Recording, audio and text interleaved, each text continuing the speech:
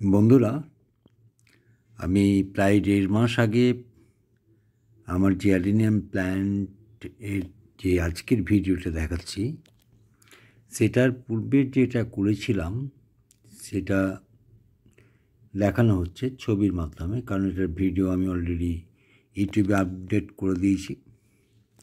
সুতরাং এই আপলোডের ফলে আমি সেইটাকে আর দেখাতে পারি না, যার জন্য কিছু কিছু ছবি আমি ব্যবহার করেছি। আগের যে ভিডিওটার দু একটা ক্লিপ আমি ব্যবহার করেছি। এবার দেখো কি করেছিলাম, সেটাই আমার বক্তব্য।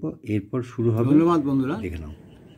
দেখো, আমি প্রায় ১.৫ মাস আগে এই যে আমার অ্যাডেনিয়ামের এই একটা ডালে, দেখতেই পাচ্ছ, একটা ডালে আমি কলম বেঁধেছিলাম। আমি চাইছিলাম কি না, আমার থোকা অ্যাডেনিয়ামের গাছ খুব কম আছে, এটা হচ্ছে পিঙ্ক কালারের থোকা অ্যাডেনিয়াম বা ট্রিপল প্লেট অ্যাডেনিয়াম। কিন্তু আমার কাছে গাছ যেহেতু কম আছে, যার জন্য এদের যে বীজ হচ্ছে না, আর বীজ হলেও ওই ঠিক একটু পুষ্ট হওয়ার আগেই কিন্তু ঝরে যাচ্ছে, যার জন্য বীজটা তোলা যাচ্ছে না। তো আমি কি করলাম, যে দেখি না এটা কলম করা যায় কিনা। আমি একটা অলরেডি আগে করেছি, এখন আরেকটা করেছি আর কি। তো আগেরটা এখন মানে আমার হয়নি, ওটাকে কাল কিংবা পরশু তারিখ আমি ওকে কেটে নেব। এটা কিন্তু অলরেডি হয়ে গেছে, কারণ আমি শিকড়গুলো অস্পষ্টভাবে দেখতে পাচ্ছি। অর্থাৎ এই ডাল থেকে, এই যে ডাল থেকে যে ছোটো ছোটো শিকড়, ক্যামেরাতে ঠিক হয়তো ধরা পড়ছে না, কিন্তু আমি দেখতে পাচ্ছি যে সাদা সাদা শিকড়ের ভাব আমি কিন্তু দেখতে পাচ্ছি। আর ১.৫ মাস হয়েও গেছে, আমি কনফার্ম। আর সবচেয়ে বড় ব্যাপার কি, যে এই পাতাগুলো কিন্তু সজীব এবং সতেজ হয়ে উঠেছে। অর্থাৎ ও অলরেডি শিকড় ছেড়ে দিয়েছে। যেখানে আমি ওকে কাট করেছিলাম, যেখানটায় কলমটা আমি বেঁধেছিলাম, ঠিক এই জায়গাটায় হ্যাঁ, এতটা কিন্তু ফাঁকা আছে, মানে এর মধ্যে কিছু নেই, এই জায়গাটার মধ্যে আর এই জায়গাটা, এই মাঝখানটাতে আমি কিন্তু এই কাজটা করেছিলাম। তো আমি এবার দেখবো যে কীরকম শিকড় বেরিয়েছে এবং এটাকে আমি লাগাবো। দেখা যাক কেমন অবস্থা হয়েছে। একটু ওয়েট করো বন্ধুরা, দেখা যাক। খুব সতর্কভাবে করতে হবে, কারণ শিকড়গুলো খুব নরম, একদম ভীষণ নরম। তার আগে বলে দিই, আমি এটাকে যখন বেঁধেছিলাম, বাঁধার সময় আমি যেটা করেছি, যে অল্প পরিমাণ মাটি, মানে হয়তো 10% মাটি দিয়েছি, আর 50% দিয়েছি কোকোপিট, আর 20% আছে ভার্মি কম্পোস্ট, আর একটুখানি ওই আমাদের গুঁড়ো গোবর সার, পুরনো গোবর সার, সেটা দিয়েছি। এবং দেখা যাক কীরকম শিকড়ের হয়েছে। দেখি, আমি একদম 100% আগেরটা সাফল্য লাভ করেছি, এবারটাতে অবশ্যই করব। তা তোমরাও করবে, দেখে নেবে ব্যাপারটা প্রথমে, যে কীভাবে এটা করেছি। দেখে নাও। ওপরে এটা দুটো স্তরে বাঁধা আছে, কিন্তু এটা প্রথমে যে স্তরটা খুলছি সেটা হচ্ছে প্রথম স্তর। এটা প্রথম স্তর, এটা প্রথম স্তরের প্লাস্টিকটা একদম।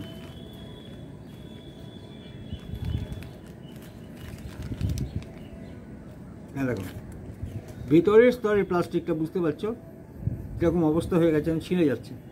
মানে ১.৫ মাসও মাটি এবং এর মধ্যে থাকার ফলে ও আপনি খসে যাচ্ছে। হ্যাঁ, দেখো কীভাবে বেঁধেছি, ফুললি কিন্তু এটা প্যাক আছে মাটি দিয়ে, দেখতে পাচ্ছ, একদম ফুল প্যাক। ওই মানে যে সয়েল দিয়ে আমি ওকে বেঁধেছি আর কি। একটু কাটতে হবে।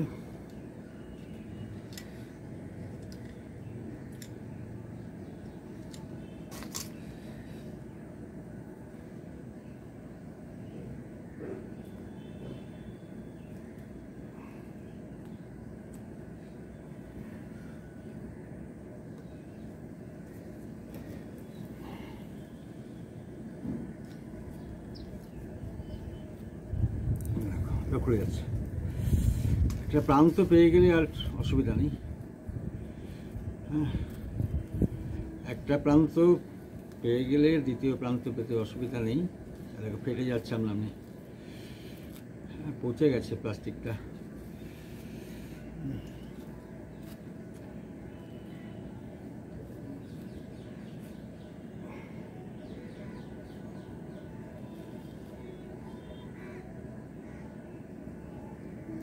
দেখো বন্ধুরা, দেখো আস্তে আস্তে খুলছি। দেখো এখনও ভিজে আছে, কারণ ওয়েদারটা মানে একটু ড্যাম্প ওয়েদার, যার জন্য তো ভিজে থাকারই কথা। দেখো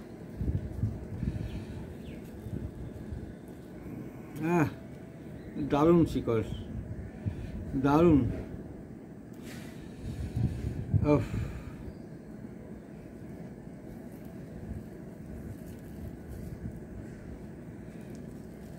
এই অসাধারণ। দেখো বন্ধুরা, দেখো দেখো দেখো কীরকম শিকড় হয়েছে। দেখো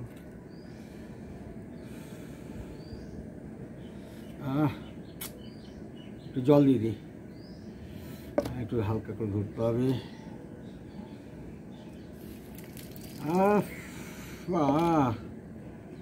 আই এম সাকসেস। দারুণ।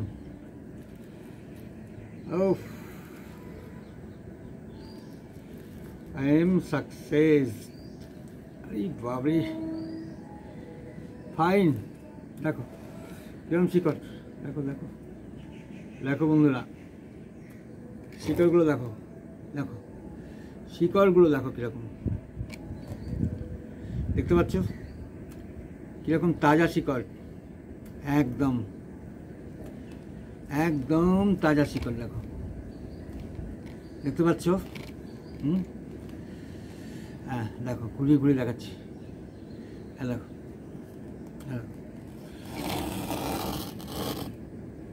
দেখো কীরকম শিকড়।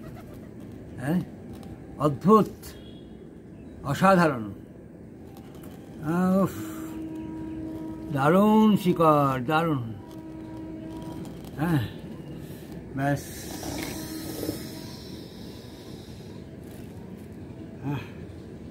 আমি সাকসেস।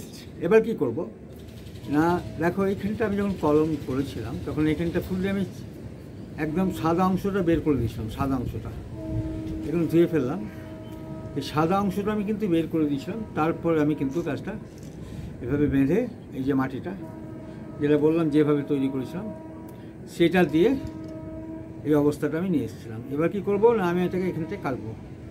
এটা নরম হয়ে গেছে, কারণ এটা সাপোর্ট দেওয়া ছিল। এটা যখন বেঁধেছিলাম তখন আমি এই ডালটা কিন্তু সাপোর্ট দিয়ে রেখেছিলাম, কারণ সাপোর্ট দিয়ে না রাখলে ওই ভারটা নিয়ে রাখতে পারতো না, অর্থাৎ ওই ভারটা নিতে পারতো না। সেই জন্য এটা কিন্তু সাপোর্ট দেওয়া ছিল। এই সাপোর্টটা হচ্ছে দিতেই হবে, কারণ তুমি অনেকটা উঁচুতে ডালটা বাঁধছি আমি, সেই জন্য এটা করেছিলাম। এবার কী করবো দেখো, আমি এইখান থেকে কাটবো, এইখান থেকে আমি কিন্তু কেটে নেবো।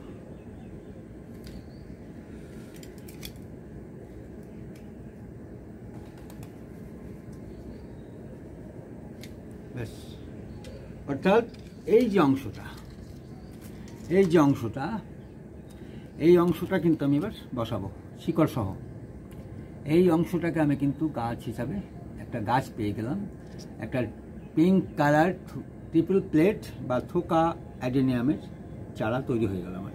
তাহলে যে কোনোভাবে তোমরা এটা করতে পারো, যে এটা একটা ডালকে তুমি কাটবে, একটা এতটা জায়গা, প্রায় এতটা পরিমাণ জায়গা, অর্থাৎ এতটা হাফ ইঞ্চির মতো জায়গা কিন্তু ফুললি কেটে দেবে এবং ফুল চেঁচে দেবে। আমি আগের ভিডিওতে দেখতে পাবে কীভাবে আমি এই কলমটা করেছিলাম, সেটা দেওয়া আছে।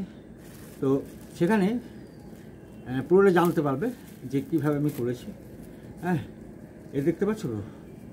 তাহলে আমরা এই পদ্ধতিতে আমরা কিন্তু নতুনভাবে চারা তৈরি করে সেই চারাটাকে আমরা বসাতে পারি। আজকে আমি ওকে সময় দেবো না, আমি জলে একটু ধুয়ে নিই, ভালো করে জলে ধুয়ে নিচ্ছি। হ্যাঁ দেখো, হ্যাঁ এরপর আমি কিন্তু এটাকে এই টপটায় বসাবো। এই টপটায় বসাবো। আমার এই মুহূর্তে ভালো টপটা জাস্ট এক্ষুনি আনতে গিয়ে ভেঙে গেল টপটা। তা আমি টপটা এরকম হোল রয়েছে, হ্যাঁ হোল আছে দেখে নাও, এই হোল রয়েছে, হ্যাঁ এই হোলের এখানটায় আমি একটা খোলাম কুচি দিয়ে দিলাম। আর তারপর আমি এই যে মাটিটা, এই মাটিটা দেখে নাও, এইটা কিন্তু মাটির মনে হচ্ছে, হ্যাঁ এটার মধ্যে বালির ভাগ কিন্তু অনেক বেশি আছে, বালির ভাগ অনেক আছে, ইট গুঁড়ো আছে, ভার্মি কম্পোজ আছে, কোকোপিট আছে, হ্যাঁ সেই সঙ্গে হাড় গুঁড়ো আছে, হাড় গুঁড়ো এবং কিছুটা তোমার নিমখোল, মানে জাস্ট 2-3 চামচের মতো এটা দেওয়া আছে এই মাটিতে। এবার এই মাটিটা কিন্তু আমি এই যে দেখতে পাচ্ছি একদম মাটি নয়, কিন্তু বালির ভাগ আছে প্রায় 60%, বালির ভাগ 60%, 10% ভার্মি কম্পোজ আর 10% কোকোপিট, আর বাকি 10% হচ্ছে হাড় গুঁড়ো, তারপরে ভ্যাঙ্গাসাইড বা আদার্স, এগুলো নিয়ে আমি কিন্তু মাটিটা তৈরি করেছি। এই দেখো, এরপরে আমি যে গাছটা এখনই আমি পেলাম সেই গাছটাকে আমি এখানটায় লাগাবো। দেখো লাগানোর পদ্ধতি দেখে নাও, হ্যাঁ এই যে মাটিটা করলাম দেখালাম, এই মাটিটা আমি কিন্তু দিতে থাকবো। প্রথমে অল্প দিয়ে দিলাম, এরপরে ডালটা, এই যে গাছটা যেটা আমার তৈরি করা গাছ, আমার বানানো গাছ, সেই গাছটাকে আমি কিন্তু পুঁতবো। দেখো নিচেটা একটু শক্ত করে দিচ্ছি, মানে আঙুল দিয়ে চেপে, হ্যাঁ এটা দিয়ে দিলাম। এরপরে কী করবো না, দেখো এবার আমার মিক্সড সয়েলটা আমি কিন্তু দিয়ে দিচ্ছি, হ্যাঁ হ্যাঁ সোজা হয়ে গেছে।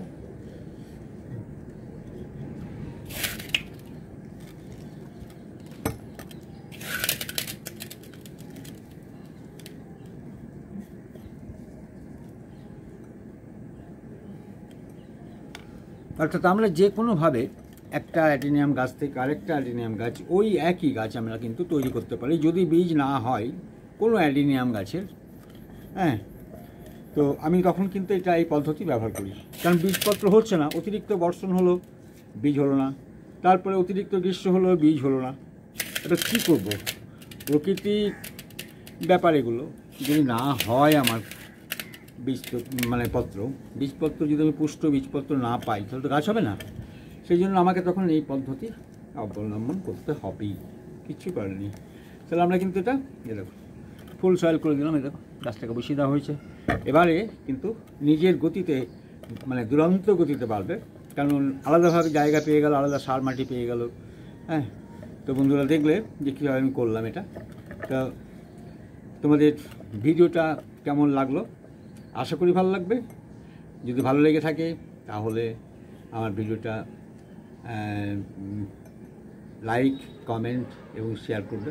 আর যারা নতুন বন্ধু আছো তারা লাইক, কমেন্ট এবং শেয়ারের সঙ্গে সঙ্গে কী করবে না, সাবস্ক্রাইব করে আমার পাশে থাকবে। আরও নতুন ভিডিও দেখতে